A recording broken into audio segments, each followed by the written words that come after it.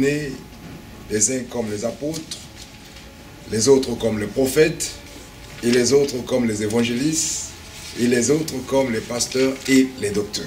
Il faut persévérer, parce que l'appel de Dieu n'est pas facile. Quand Dieu vous appelle, parfois, vous ne vous rendez pas compte que devant, il y aura des obstacles. Parce que quand Dieu vous appelle, il y a le zèle et tout. C'est comme ce que l'apôtre Paul nous a dit lui-même dans son témoignage, dans le livre de Philippiens au chapitre 3. En donnant son témoignage, il a dit qu'il a vraiment travaillé, il a vraiment couru. Shalom, shalom, mes chers bien-aimés dans le Seigneur. Nous vous saluons tous dans le nom de notre Seigneur Jésus-Christ. Je suis votre humble serviteur, l'évangéliste Prince Kouka. Nous sommes venus à nouveau dans votre mission Parlons Christ. Ici, nous sommes, comme vous avez toujours l'habitude de nous suivre ici dans cette église CDAU. Donc nous sommes sur 3 rue de Ris, à Véry-Châtillon, chez le pasteur Serge Agoueti. Donc cette émission est dédiée aux hommes de Dieu et aux serviteurs et servantes de Dieu pour pouvoir témoigner les merveilles du Seigneur dans leur parcours et dans leur expérience avec le Seigneur pour que nous puissions vous apporter les bonnes nouvelles du royaume. Voilà la raison pour laquelle il est écrit dans Éphésiens 4, verset 11, que « Et il a donné des uns comme les apôtres, les autres comme les prophètes, et les autres comme les évangélistes, et les autres comme les pasteurs et les docteurs. » Voilà la raison pour laquelle aujourd'hui nous aurons le privilège de recevoir parmi vous un oint de l'Éternel, c'est un docteur de la loi. Il va nous enseigner par rapport à son expérience et nous allons écouter son témoignage parce que c'est important, parce que le Seigneur a dit ils ont vaincu à cause du sang de l'agneau et à cause des paroles de leur témoignage. Voilà la raison pour laquelle, sans tarder, je voudrais vous inviter à recevoir mon invité de ce jour, à savoir le docteur Thomas Asme. Shalom, mon cher docteur. Merci. Nous sommes très honorés de pouvoir te recevoir ici sur ce plateau de CDAU. Alors, pour nos téléspectateurs qui ont l'habitude déjà de suivre cette émission Parlons Christ, et nous voulons, ils veulent peut-être vous écouter d'emblée de cette émission. Quelles sont vos impressions par rapport à votre présence en ce lieu? Merci, l'évangéliste Prince Kouka. Nous bénissons le Seigneur et nous rendons toute la gloire à notre Dieu. Amen. En réalité, nul ne peut parler du Seigneur si d'avance il ne l'a pas connu. Amen, amen. C'est une grâce pour nous de prendre parole et de parler de la part du Seigneur. Car nous ne nous appartenons pas. C'est le Seigneur Jésus-Christ seul qui a payé le prix afin que nous puissions être à lui. Et c'est pour cela que en nous appelant, il a voulu que nous soignions pour lui, en lui et avec lui. Et nous ne saurons jamais faire quelque chose de nous-mêmes. Nous détenons nos vies de lui, et cet appel de le servir ne vient que de lui. Et c'est pour cela que tous les jours, nous nous efforçons d'être toujours dans le plan de Dieu, dans l'obéissance à cette parole et de prier jour et nuit, afin que cette grâce que nous avons reçue, nous ne la perdons pas. Car Dieu est bon et le Seigneur est merveilleux. Amen, amen. Alors donc, merci Prince Kouka. Merci beaucoup, docteur Asma. Donc nous savons que notre docteur, il est à cheval entre le Bénin et la France. Il est précisément ici à Paris. Donc, c'est un homme vraiment de Dieu qui aime la parole de Dieu, qui aime le Seigneur pour le servir. Il a vraiment un parcours. Mais je voudrais que tous ensemble, nous puissions découvrir un peu qui est-il et comment il a connu le Seigneur et de nous parler en petits mots de son ministère aussi. C'est vraiment important. Voilà la raison pour laquelle je voudrais poser la question de savoir qui est le docteur Thomas Asme. Oui, merci évangéliste Prince Kouka. Communément, on m'appelle pasteur et je n'ai jamais refusé d'être appelé serviteur de Dieu. Et plusieurs m'appellent homme de Dieu et je l'accepte. En réalité, c'est un parcours très riche, un parcours très riche. Et comme le monde le dit, aux âmes bien nées, la valeur n'attend le nombre point d'années. En réalité, j'ai reçu le Seigneur Jésus comme tout homme. Mais j'ai une particularité. Je n'ai pas reçu le Seigneur Jésus-Christ au travers d'une assemblée. J'ai reçu le Seigneur Jésus-Christ au travers d'une communauté chrétienne qui se base sur l'évangélisation, sur l'édification. Et cela s'est passé en réalité il y a exactement 20 ans. 20 ans. Et parfois, quand je le dis, d'autres sont impressionnés, se disent, mais comment as-tu fait? Alors, c'est juste au travers d'un témoignage d'un homme de Dieu qui a quitté le Togo pour le Bénin et qui, après sa visite, a demandé à ceux qui l'ont reçu, invitez vos amis pour que je leur prêche l'évangile. Et c'est à cette occasion qu'une cellule a été mise en place où nous devons écouter la parole de Dieu et chacun devait prêcher cette parole. Chacun devait utiliser des syllabus pour essayer d'enseigner et d'enseigner. Et c'est comme ça que j'ai intégré ce groupe, toute ma famille et moi. Nous l'avons intégré, on a commencé par suivre des enseignements. Et ces enseignements nous ont conduit nous-mêmes à commencer en même temps par évangéliser. Nous avons commencé par évangéliser tout de suite. Et aujourd'hui, je me rends compte en réalité que ce qu'on disait aux autres, en réalité, nous n'avons même pas encore bien compris ce que c'est que le Seigneur Jésus avant que nous ne commencions par parler de Jésus, Et le nom de ce ministère était un nom de choc, un nom d'action qui nous poussait à chaque fois à parler de Christ à tout le monde et sans crainte, sans peur, parce que nous n'avions pas de modération dans cette cellule qui n'est qu'un mouvement d'action, d'évangélisation et d'édification qu'on a dénommé ATTAC. Ça veut dire, ATTAC veut dire A-T-A-C, Action toute âme pour Christ. Et dans ce mouvement, nous nous retrouvons tous les dimanches soirs et autour de la parole de Dieu. Et on recevait les enseignements. Et chaque fois, quand on finit, chacun est désigné pour que le prochain dimanche, ça soit à ton tour. Et c'est comme ça que directement, on a commencé par enseigner. On a commencé par enseigner parfois des choses, comme je l'ai dit tout à l'heure, qu'on ne comprend pas. On parlait du salut, on parlait de la grâce, on parlait du péché, de la repentance, de la conversion. On parlait de beaucoup d'autres choses que, en réalité, on ne savait même pas en réalité de quoi on parlait. Et ce mouvement nous amène à aller prêter main forte à tout serviteur de Dieu voulant commencer son ministère. On organise des mouvements d'évangélisation au travers des séances cinématographiques où nous organisons 3 jours, parfois 4 jours, 5 jours de programmes pour aider les hommes de Dieu à démarrer leur ministère. Et nous avions commencé ce ministère de cette façon, qui était déjà au Togo. Nous l'avons commencé au Bénin. Et nous nous sommes retrouvés à la tête au milieu des responsables de ce ministère. Et on prenait toutes les décisions, on œuvrait, on finançait les œuvres d'évangélisation. Et c'est de cette façon que nous avions intégré la chose de Dieu. Et puis, un an après, ayant compris ce que c'est que la volonté de Christ, nous avions décidé, nous tous, on était au nombre de 10, de reprendre nos baptêmes. Et nous sommes allés vers l'homme de Dieu, on a repris notre baptême et on s'est mis en conformité de la parole de Dieu.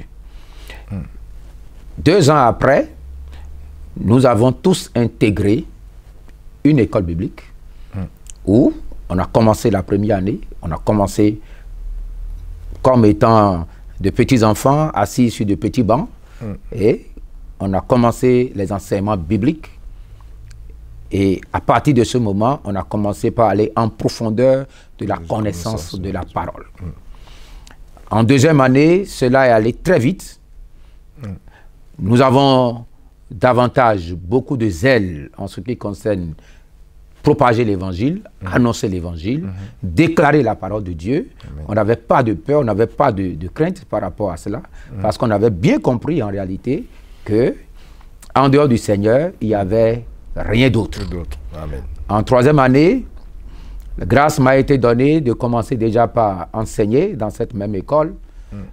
Les étudiants qui venaient en première année, nous on était déjà en troisième année, donc on a commencé par les enseigner à l'école du soir. Et en troisième année, après notre soutenance et notre graduation, le Seigneur nous a appelés à aller créer la même école à 50 km de la grande ville de Cotonou. Précisément la ville d'Alada, où je devais restreindre mes mouvements, puisque j'étais de profession libérale. Donc, je mettais beaucoup plus le temps pour aller à l'école, pour aller enseigner, pour aller recevoir aussi, parce que j'étais en train de finir la troisième année. Nous avons créé cette école à 50 km de Cotonou. Je devais me rendre tous les matins, tous les samedis matins, et je vais tous les samedis matins à cette école où nous avions fait la promotion de cette école biblique dans cette ville. Il faut avouer que le Seigneur a fait son œuvre, parce que quand nous avons commencé, ce n'était pas évident. On ne savait pas exactement ce qui allait se passer, mais on a mis 4 dimanches où on allait tous les dimanches matins dans cette ville, on parcourait toutes les églises évangéliques, on se présentait et on disait à tout le monde, nous voulons mettre en place une nouvelle école biblique, et les églises nous recevaient. Parfois, ils nous acceptaient même à prêcher l'évangile ce jour-là, à leur assemblée. Et puis après, on parle de l'école et on prenait des inscriptions. Et c'est de cette façon que la même école de Cotonou s'est vue implantée à 50 km de la grande ville. Et puis un an après, la même école s'est étendue à 10 km, précisément à Zé, et puis après à Sékou. Donc, au bout de 3 ans, nous avons eu 3 nouvelles écoles créées dans 3 nouvelles localités, dont j'étais l'administrateur. Cela nous permettait d'enseigner. Tout ce que nous avons reçu aussi en tant qu'étudiants en première année, nous l'avons enseigné dans la langue vernaculaire, dans plusieurs langues vernaculaires, en fon, en goum, parfois en mina, et puis aussi en français. Donc la même chose, nous enseignons, que ce soit les mardis soirs à l'école du soir, les jeudis soirs à l'école du soir, les mercredis à partir de 15 h dans les nouvelles localités, les samedis toute la journée, et cela nous amenait à rester debout plusieurs heures, rien qu'à enseigner la parole de Dieu, et parfois les mêmes choses qu'on a appris en tant qu'étudiant de première année, nous l'avons enseigné 3 ans après à d'autres personnes, afin qu'accomplissent la parole que le Seigneur Jésus lui-même il a dit.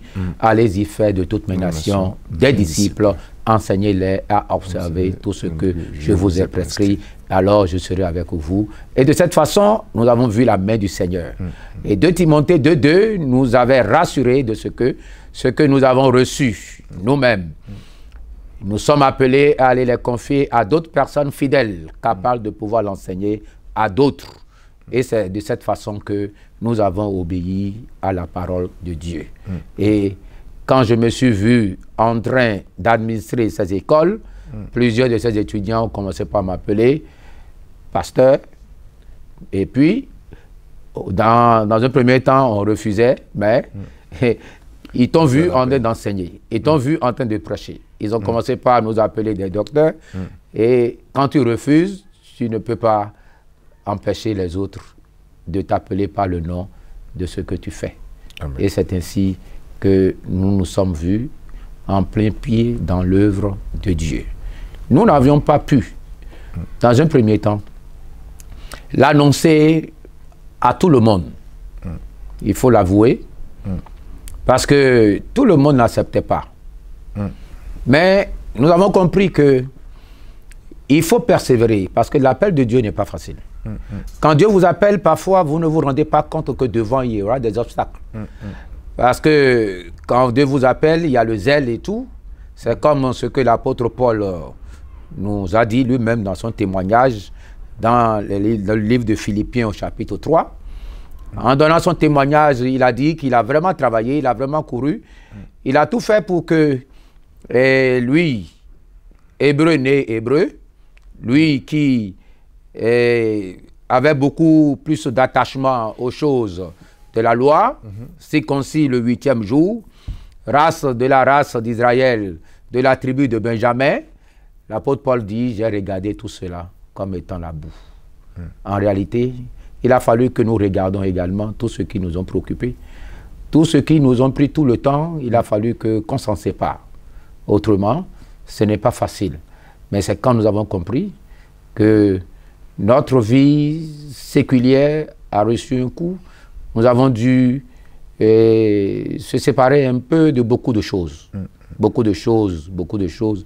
Il s'agit dans un premier temps des amis, se séparer des choses de ce monde et tourner nos regards vers le Seigneur. Il s'agit carrément de laisser de côté le travail séculier que nous faisons, mais en sachant que le Seigneur est fidèle, en ce sens que celui qui a donné la promesse est fidèle. Nous nous sommes appuyés sur sa promesse et aujourd'hui nous nous réjouissons. Gloire au Seigneur, nous réjouissons parce que nous voyons la fidélité de Dieu dans votre vie. Amen. Et que vous êtes aussi mariés, vous avez votre épouse qui est prise ici à cette église et votre fille aussi qui chante ici. Alors, quels sont peut-être un conseil par rapport à déjà ce que vous avez eu à nous expliquer comme parcours et le conseil que tu pourrais peut-être donner au pasteur Serge Agoueti de l'église CDAU et que vous avez toujours l'habitude de venir lorsque vous êtes à Paris. Oui, merci évangéliste Prince Kouka. C'est vrai, un chemin sans obstacle ne mène nulle part. Un chemin sans obstacle ne mène nulle part. Nous avons eu beaucoup d'obstacles. C'est vrai, tu as parlé de la famille. Il faut avouer que tout ce parcours a été fait avec mon épouse. Cela est un avantage pour moi. Amen.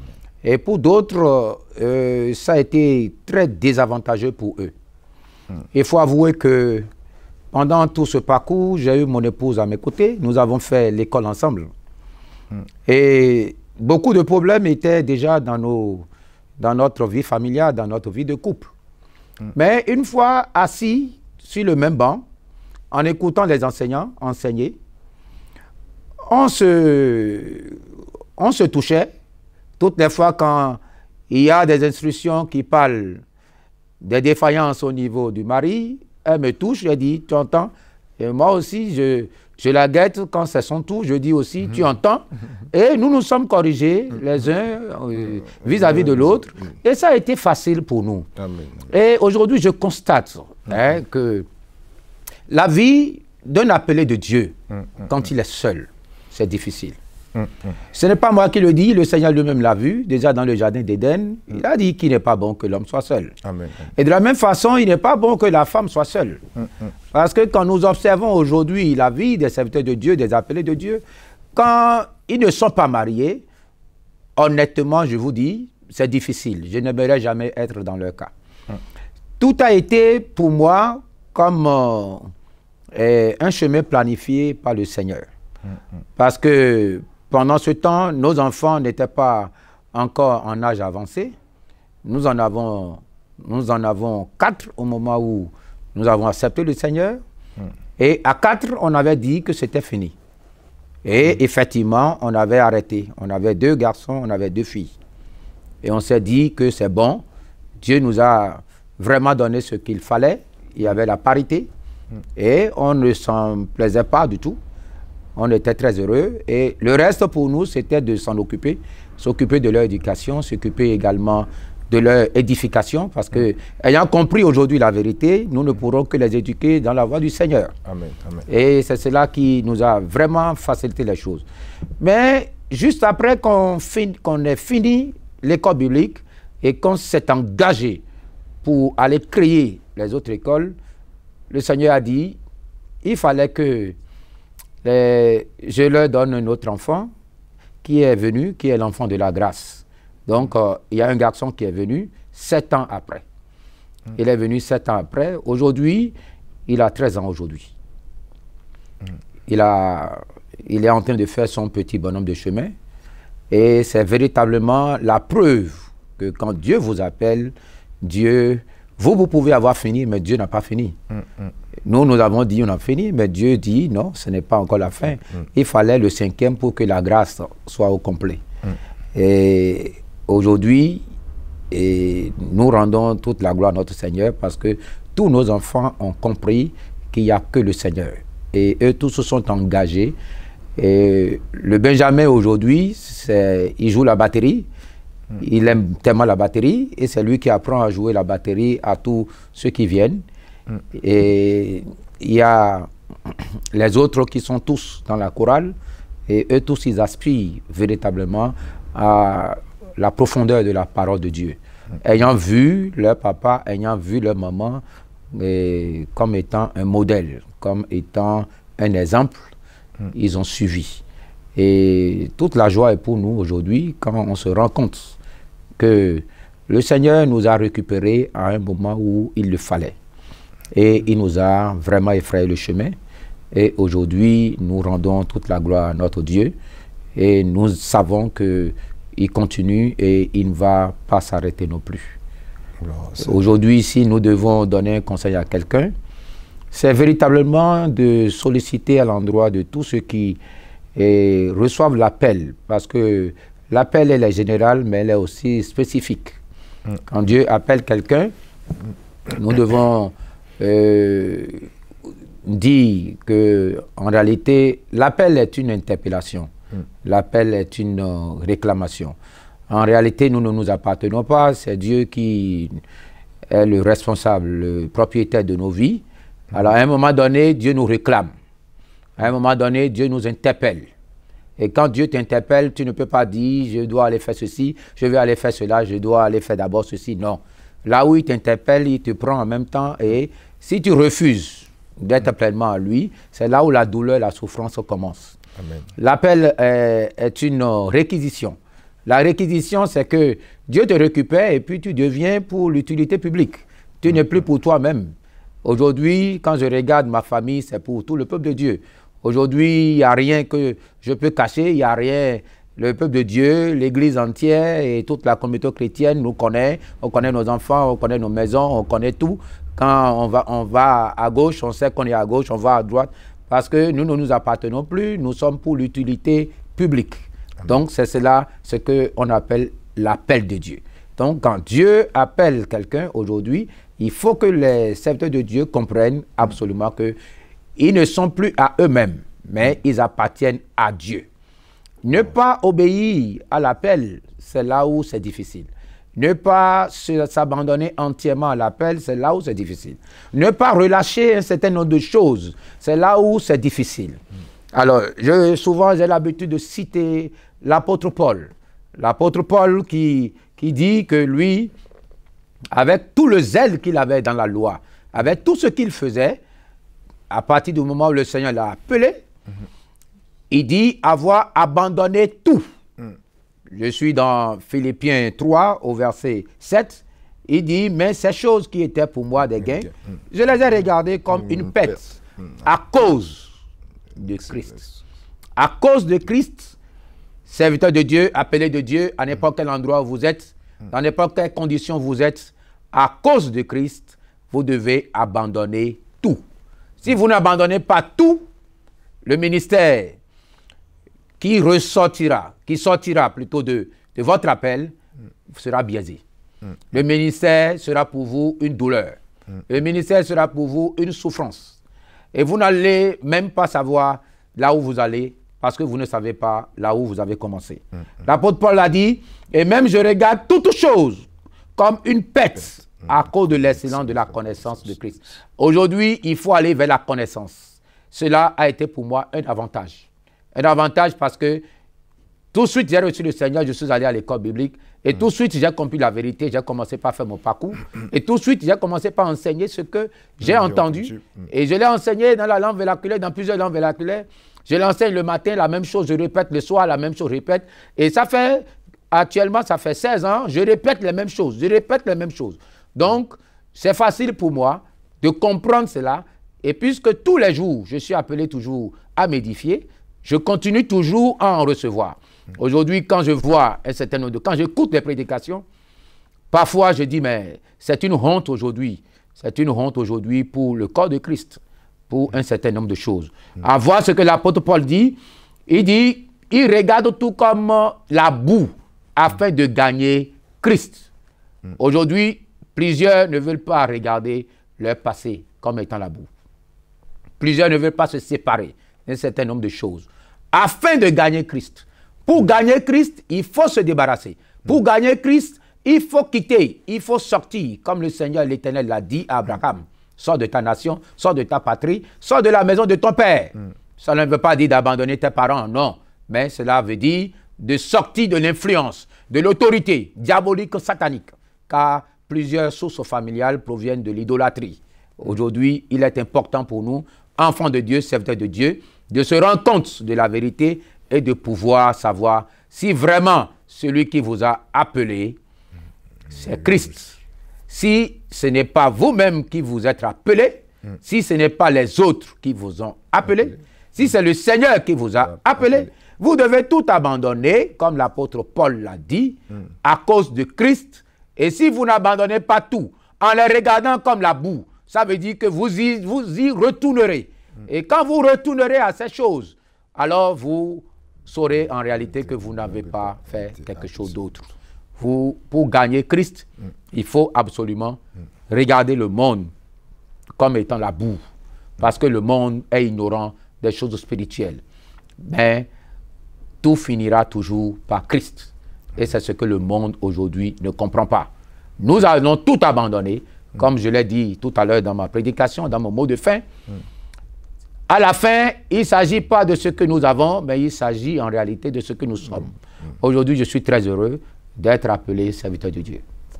Merci. Gloire au Seigneur. Nous bénissons le Seigneur pour la vie du pasteur Thomas, de nous avoir parlé de ces choses qui nous apportent la parole de Dieu. Vous savez que le Seigneur ne fait rien sans sa parole. Tout ce que le Seigneur fait, c'est par sa parole. Tout ce que le Seigneur peut réaliser ou peut accomplir, c'est toujours par sa parole. Voilà la raison pour laquelle, aujourd'hui, comme le pasteur Thomas Asmin venait de nous dire, que c'est lui qui a intervenu ici comme orateur, nous sommes en train de parler ici à l'église CDAU depuis le début de l'année d'une vision que le pasteur Serge avait reçue pour un message prophétique qui va nous accompagner tout le long de cette année, qui est l'instruction divine. Alors, nous avons dans cette instruction divine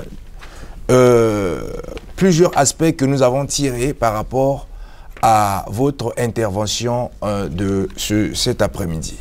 Vous nous avez parlé du système du disciple-là. Et vous nous avez parlé du temps. Et vous nous avez parlé aussi de la communication. Vous nous avez parlé aussi de comment travailler pour votre salut. Et vous avez aussi parlé des relations qui manquent la communication. Alors, par rapport à ce que vous nous avez apporté pour les téléspectateurs qui sont en train de nous suivre et qui n'ont pas pu avoir l'opportunité d'écouter ce message, et en résumé, qu'est-ce que vous pouvez peut-être leur apporter par rapport à cet enchaînement vraiment riche en révélations et en instructions du Seigneur par rapport à la parole de Dieu qui nous dit que je t'instruirai, je te conseillerai, je te montrerai et je te montrerai la voie que tu dois suivre et j'aurai le regard sur toi. Merci, évangéliste Prince Okuka. Amen. Nous bénissons toujours le Seigneur, nous rendons toute la gloire à Dieu. Ça a été une opportunité pour moi pour prêcher l'évangile. Amen. Parce que C'est comme le Seigneur vous appelle à faire quelque chose et que vous ne le faites pas bien. Alors que c'est lui qui est appelé à vous récompenser. Amen, amen. La véritable récompense ne vient que du Seigneur. C'est lui qui est le rémunérateur de tous ceux qui croient en lui. Et c'est lui qui est le consommateur de notre foi. Amen, amen. Et c'est lui qui nous a appelés. Quand on parle de serviteur de Dieu, en fait, nous servons Dieu. Amen. Et c'est au travers de ce service que nous sommes rémunérés. Et cela est très important. Donc, une opportunité m'a été offerte aujourd'hui de prendre parole devant cette assemblée et de donner la parole. Amen. La parole, ce n'est pas nous. Quand on parle de la parole, c'est Jésus-Christ. Amen. Il y a cette confusion aujourd'hui qui plane au sein du corps de Christ. Quand on parle de la parole de Dieu, la parole de Dieu, c'est Christ Jésus. Amen. La parole de Dieu, ce n'est rien d'autre que Christ Jésus. Nous pourrons bien lire cela dans plusieurs passages.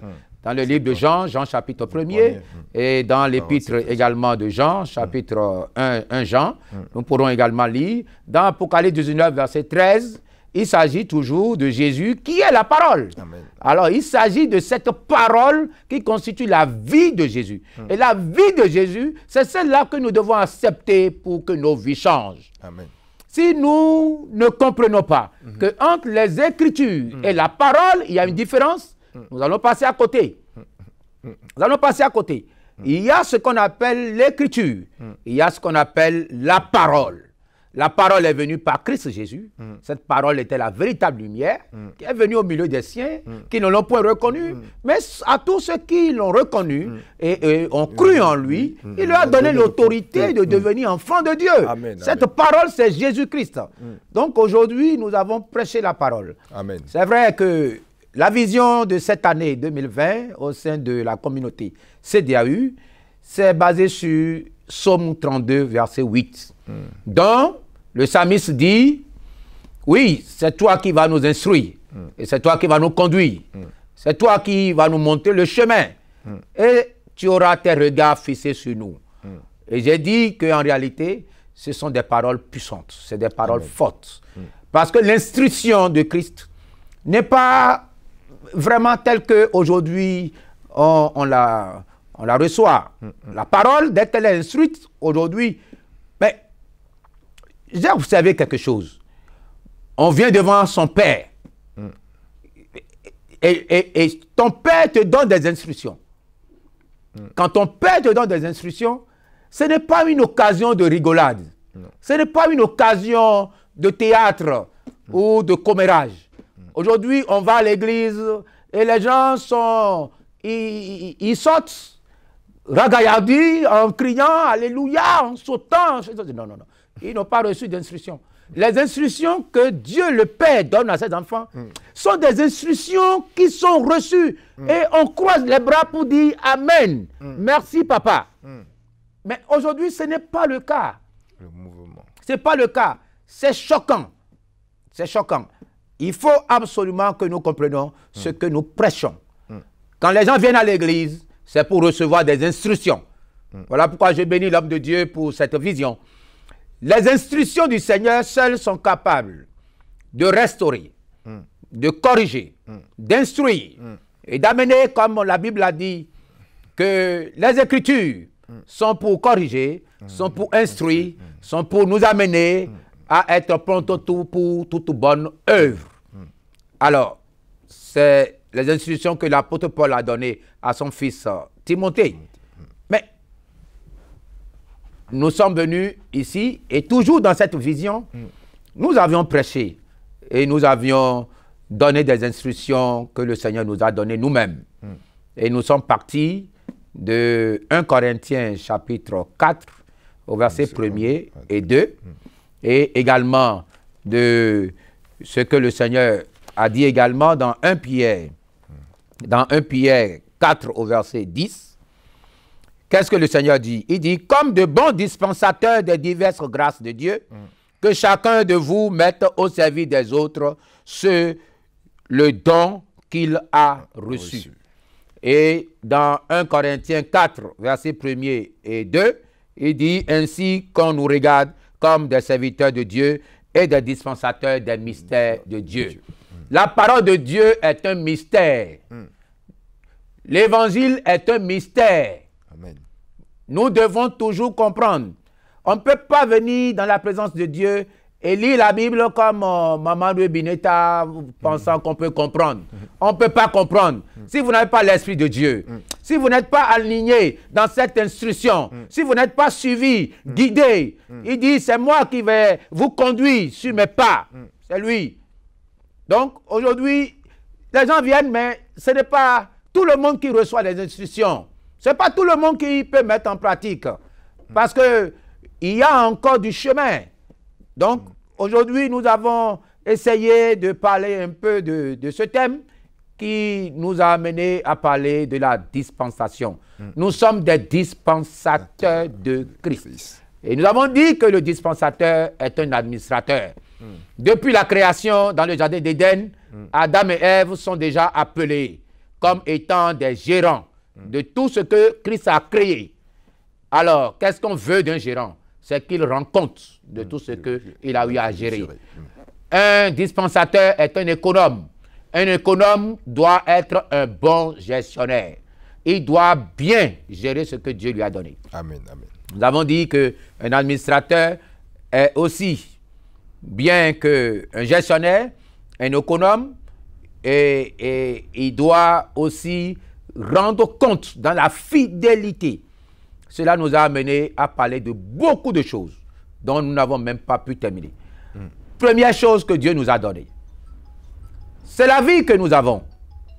Cette vie-là, Christ nous l'a donnée.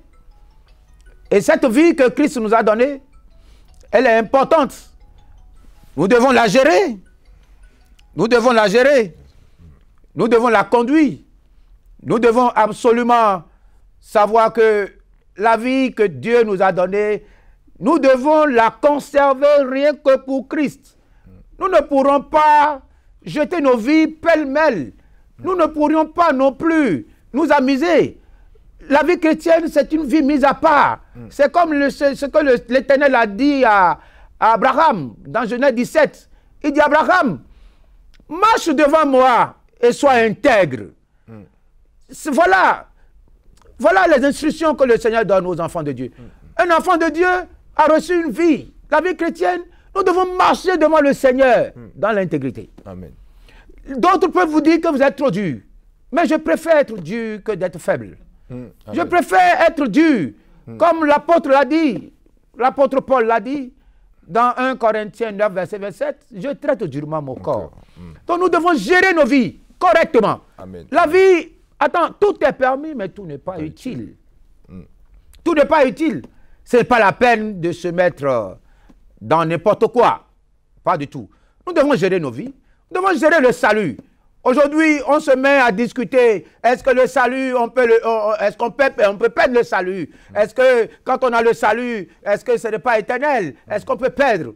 Mais ce que je sais, le Seigneur m'a dit, vous devez travailler à votre salut tous les jours avec crainte et tremblement.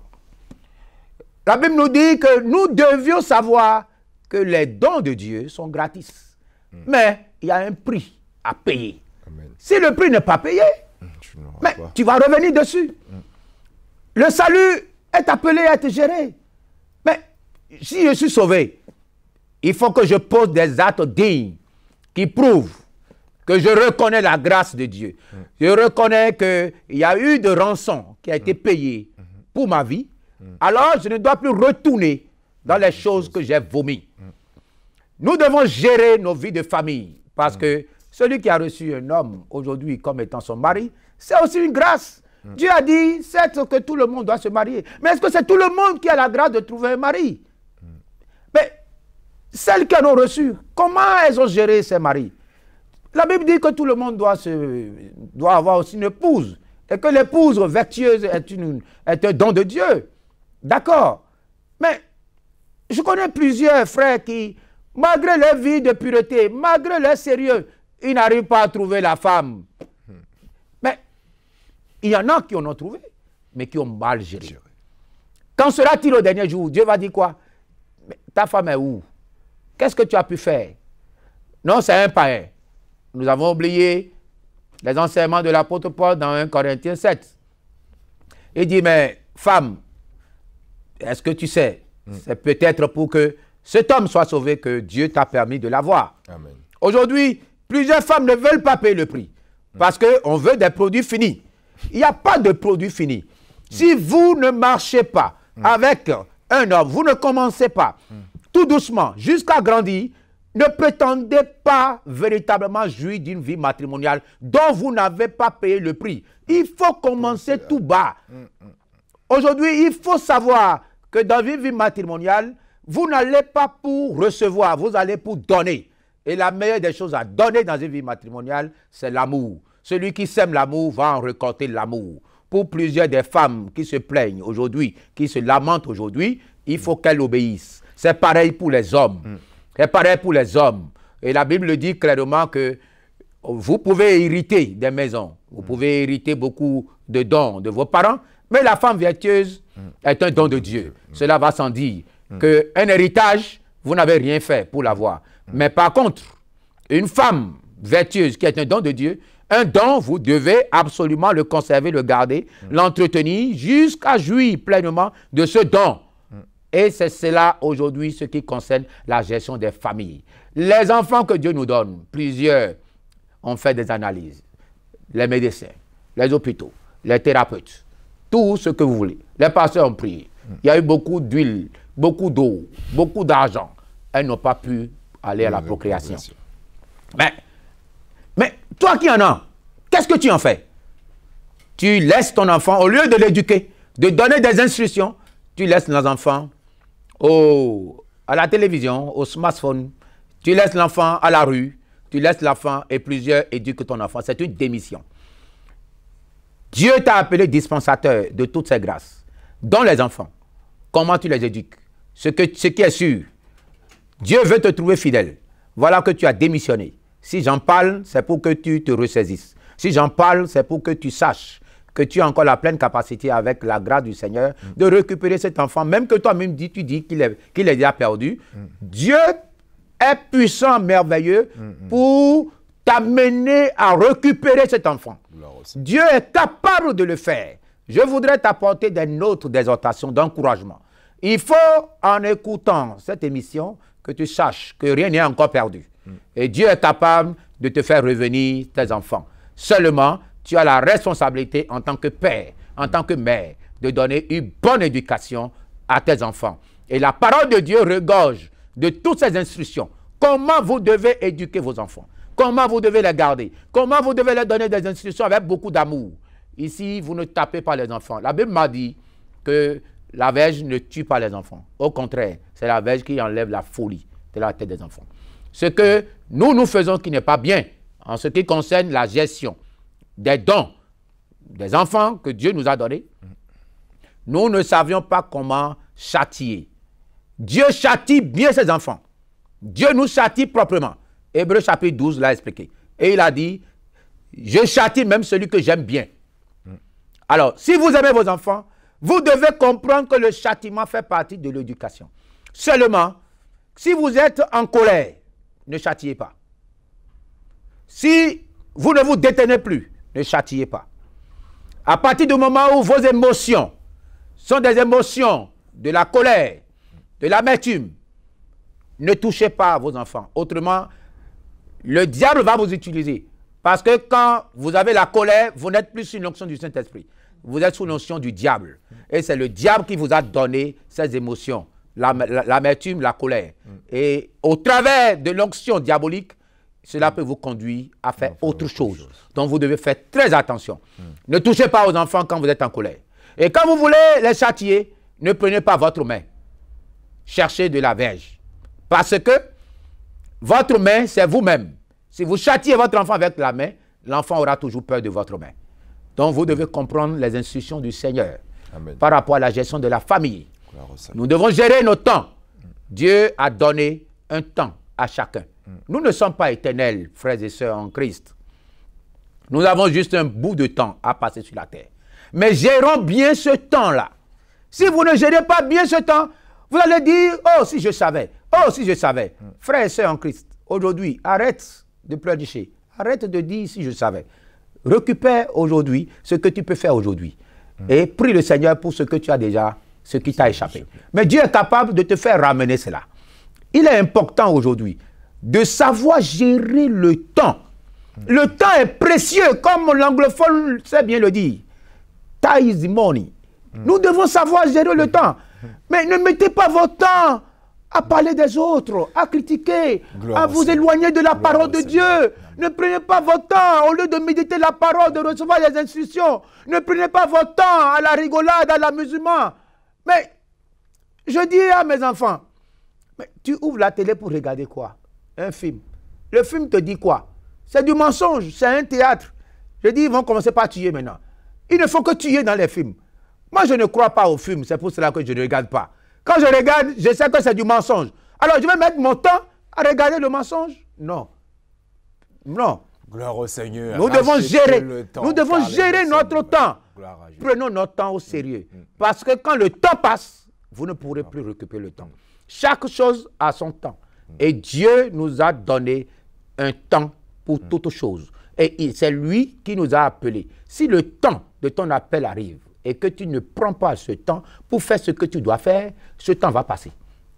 Aujourd'hui, je ne suis plus de là. J'ai dépassé 40 ans. Donc, je ne peux plus faire des choses d'un petit garçon de 28 ans, de 30 ans. Non. Là, je sais que le temps approche parce que je viens au paroxysme. Et à tout moment, il peut m'appeler. S'il m'appelle aujourd'hui, je m'en vais. Et personne ne m'accompagnera. C'est pour cela que ce que je dois faire aujourd'hui, je dois le faire en utilisant le temps comme il faut. Si nous perdons le temps, nous allons nous rendre compte un jour que nous avions perdu notre vie. Amen. Parce que chaque chose a son temps. Il y a des gens qui pleurnichent aujourd'hui, qui veulent qu'on leur dise un seul mot. Ils n'ont pas l'occasion que quelqu'un prie pour eux. Ils veulent qu'on prie pour eux. Mais plusieurs ont eu cette occasion.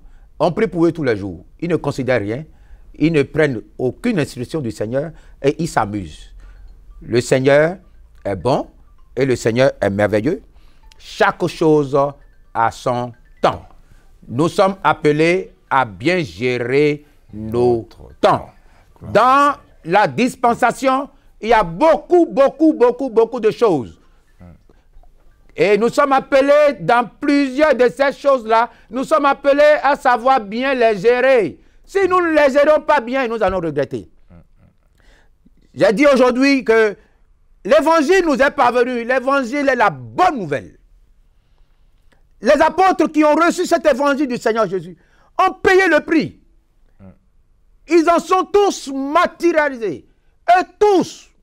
Mais aujourd'hui, le Seigneur ne nous veut pas être des martyrs. Mais que nous puissions prêcher cette véracité. Garder cela dans la pureté. Aujourd'hui, l'évangile est dilué sous nos yeux. Et nous sommes contents. Nous applaudissons. Nous acclamons. Nous sommes contents de ce que plusieurs mettent le Saint-Esprit à la place de l'eau, à la place de l'huile. Nous sommes contents. Mais qu'en sera-t-il pour la génération à venir? Si les apôtres avaient fait ça, est-ce que nous, l'évangile va venir pour nous sauver?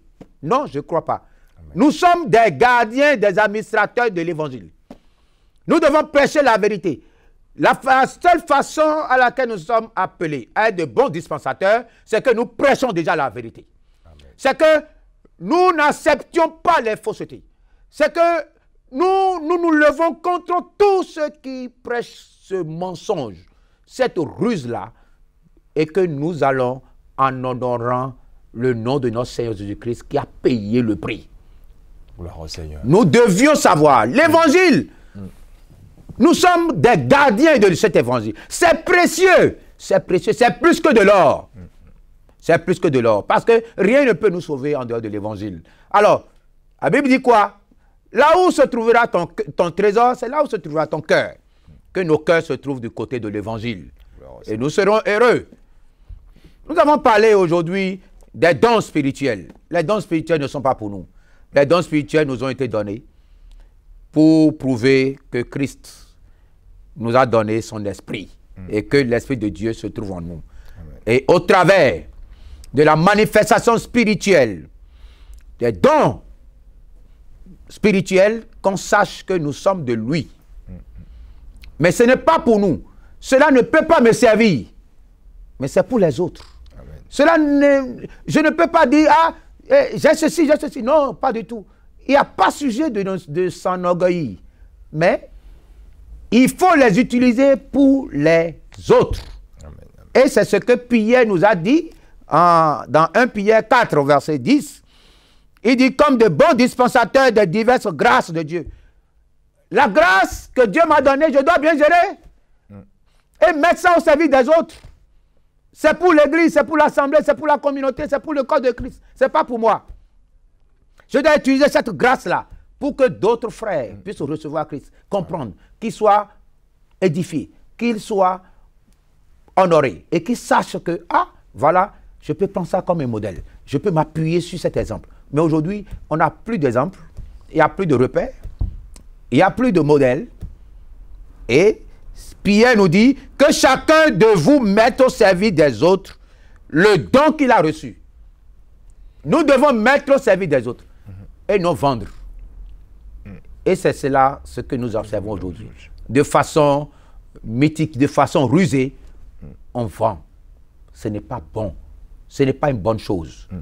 Nous devons aujourd'hui prendre comme modèle ce que Élisée a fait avec Naaman. Il dit non, je n'ai pas besoin de ton or. Je n'ai pas besoin des lingots d'or, d'argent que tu as amené. Tu veux la guérison, reçois ta guérison et puis vas-y. C'est important aujourd'hui que nous comprenions. Pierre a dit à ce magicien, je te maudis avec ton argent. Aujourd'hui, plusieurs vendent de l'eau, de l'huile. Le don de Dieu n'est pas pour nous. Les talents ne sont pas pour nous. Nous devons les mettre au service des autres. La bonne gestion de ce que Dieu nous donne nous amène à en avoir plus. Nous amène à être ce que Christ a voulu que nous soyons. Et plusieurs générations seront bénies. Plusieurs qui vont recevoir ces dons pourront également en donner à d'autres.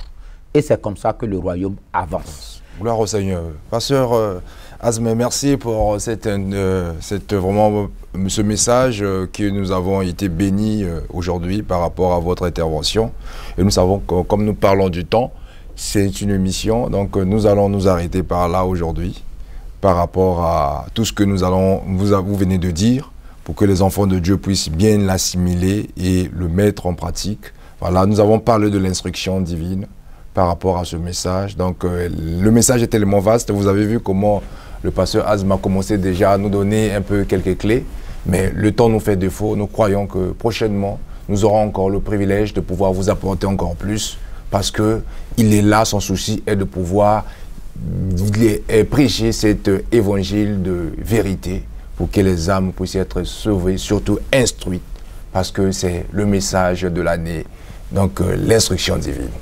Alors, nous bénissons le Seigneur pour la vie du pasteur Serge Agoueti, lui qui nous a permis de pouvoir réaliser cette émission, de notre frère Becky, ainsi que notre invité d'aujourd'hui qui était le pasteur Thomas Azmeh. Alors, juste le mot de la fin pour l'église CDAU et le pasteur Serge. Merci, évangéliste Prince Okuka, pour l'opportunité que vous me donnez. Et merci également pour le pasteur Serge Agoueti et merci également pour toute la communauté. Et je crois que c'est important que notre mot de fin puisse être des mots d'encouragement envers tous ceux qui nous écoutent. Aujourd'hui, le royaume est conçu d'une façon très glorieuse. Et le Seigneur a prévu un chemin, et c'est un chemin de bonheur. Ce chemin s'appelle la repentance. Amen. Alors, au dernier jour, nous ne serons pas jugés sur la base de tout ce que nous avions eu à faire. Pourquoi? Parce que nous nous sommes repentis à un moment donné. L'apôtre Paul, maîtrier qu'il est, s'est réjoui de ce qui s'est repenti. Il a travaillé beaucoup et il sait avec assurance que la couronne de vie lui est destinée. Et il sait qu'il a combattu le vrai combat. Ce n'est pas sur la base de tout ce qu'il a eu à faire dans le passé qui sera jugé. Mais il a eu le temps de se repentir. Alors, je voudrais rassurer tous ceux qui nous écoutent en leur disant, repentez-vous, afin qu'au dernier jour, le Seigneur vous trouve fidèle, qu'il vous trouve comme étant de bons dispensateurs et qu'il trouve en vous de vrais disciples de Christ. Alors, il vous dira, passez à ma droite Amen. Gloire au Seigneur. Merci beaucoup, chers téléspectateurs, de nous avoir donné cette occasion de nous suivre dans vos différents demeures. Et si vous avez été bénis, donc gloire à Dieu. Et que si vous avez été touché par ce message, et si vous voulez peut-être écouter encore d'autres messages, n'hésitez pas à venir ici à l'église CDAU à 3 rue de Ris. Donc les portes sont grandement ouvertes pour vous accueillir, pour que vous puissiez être instruits de cette instruction divine. Que Dieu vous bénisse. C'était votre humble serviteur, l'évangéliste Prince Coca. Et à très bientôt. Au revoir. Les uns comme les apôtres, les autres comme les prophètes, et les autres comme les évangélistes, et les autres comme les pasteurs et les docteurs. Il faut persévérer, parce que l'appel de Dieu n'est pas facile. Quand Dieu vous appelle, parfois, vous ne vous rendez pas compte que devant, il y aura des obstacles. Parce que quand Dieu vous appelle, il y a le zèle et tout. C'est comme ce que l'apôtre Paul nous a dit lui-même dans son témoignage dans le livre de Philippiens au chapitre 3. En donnant son témoignage, il a dit qu'il a vraiment travaillé, il a vraiment couru.